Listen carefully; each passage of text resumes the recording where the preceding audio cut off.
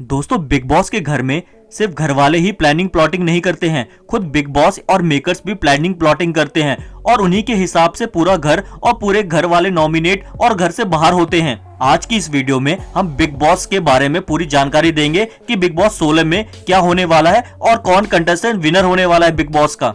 Reality show big boss को लेकर कहा जाता है, जो कंटेस्टेंट सबसे ज्यादा रियल रहता है वह दर्शकों का दिल जीतता है और शो का विनर भी बनता है। लेकिन बिग बॉस के 16वें सीजन में जिस तरह से सब चल रहा है, ऐसा लग रहा है सब स्क्रिप्टेड है।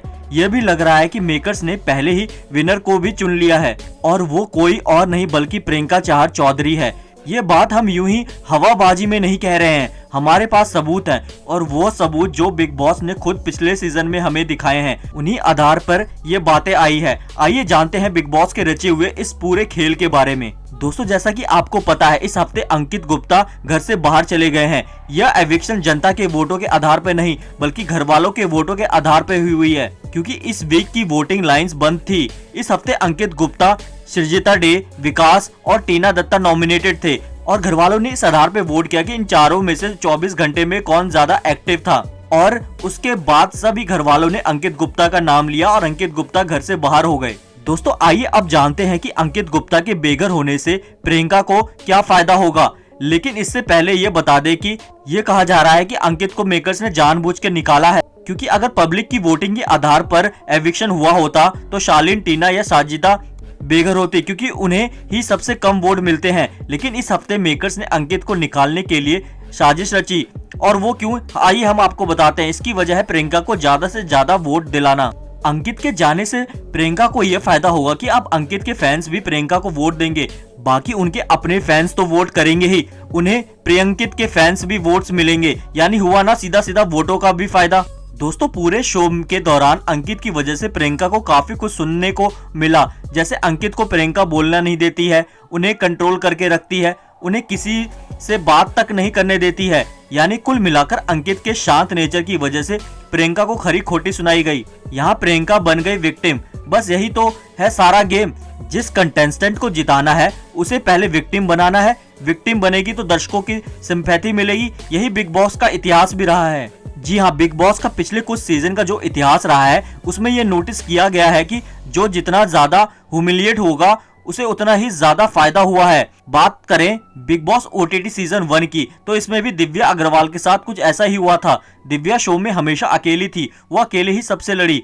उन्हें शो में काफी तन्हा और बेचारा दिखाया गया। उन्होंने भी बिग बॉस पर उंगली उठाई और अंत में दिव्या को इसका फायदा भी मिला कि वह शो की विनर बन गई। अब बिग बॉस सीजन 14 की बात करें तो रूबीना को लेकर भी यही पैटर्न अपनाया गया था।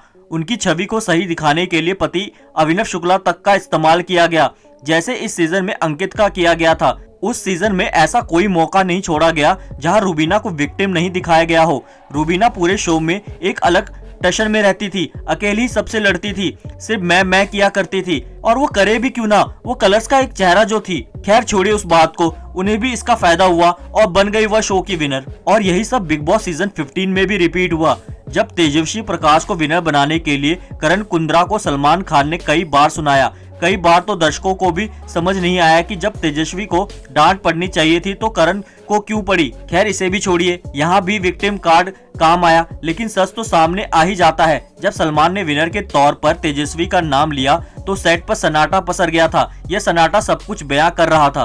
और जिस तरह से प्रियंका चाहर चौधरी को बिग बॉस से लेकर सलमान खान तक सुनाते हैं, उससे एक ही सवाल उठता है कि क्या उन्हें बेचारी दिखाया जा रहा है। बिग बॉस खुद प्रियंका को सच्चाई की देवी और सच्चाई की मूर्ति कहकर उनकी क्लास लेते हैं, उनके डबल स्टैंडर्ड को लेकर सवाल उठाते हैं, उनकी बुलंद आवाज के लिए उन्हें भोपू तक बताया गया है। फिर हर वीकेंड आते हैं सलमान खान, वो भी प्रियंका की क्लास लगाने का कोई मौका नहीं छोड़ते हैं। इस वीकेंड तो प्रियंका के लिए स्पेशल सफेद कुर्सी भी मंगवाई गई है और उस पर बिठाकर प्रियंका को सुनाया जा रहा है कि उनके आदर्श उनकी जरूरत के हिसाब से बदलते रहते हैं। वो करे तो सब सही, लेकिन दूसरा करे तो सब गलत। कैसे?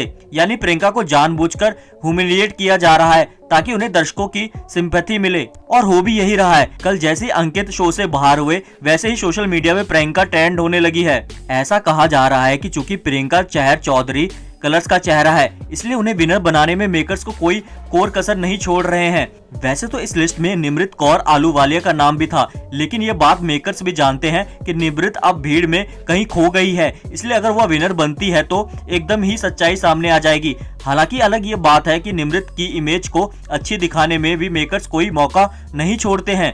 प्रियंका को लेकर एक खबर ये भी सामने आ रही है कि उन्हें एकता कपूर के नागिन सीरियल में कास्ट किया जा सकता है, शो का विनर बनने के बाद, जैसे तेजस्वी प्रकाश को मिला था।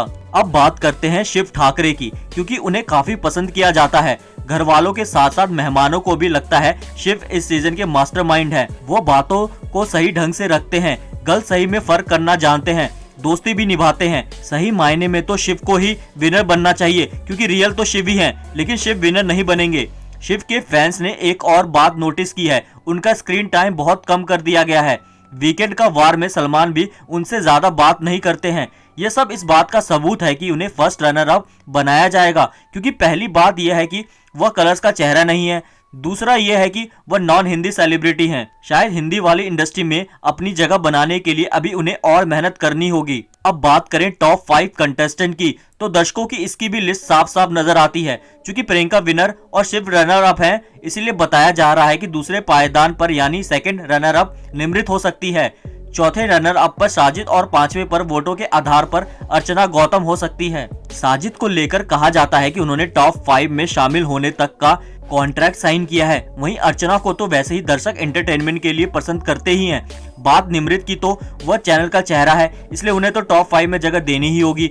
अब्दुल रोज़िक की बात करें तो वह भले ही फेमस हैं, लेकिन अभी वह शो से बाहर हो चुके थे और अभी अंदर आए हैं, और ऐसा कहा जाता है कि कुछ बाहर के कमिटमेंट्स की वजह से उन्हें जनवरी में ही शो छोड़ना पड़ेगा। यही बात MC स्टैन की, तो भले ही उनकी तगड़ी फैन फॉलोइंग है, लेकिन वह खुद शो में नहीं रहना चाहते हैं, इसलिए पूरा चांस है कि MC स्टैन को टॉप 5 में जगह नहीं मिलेगी।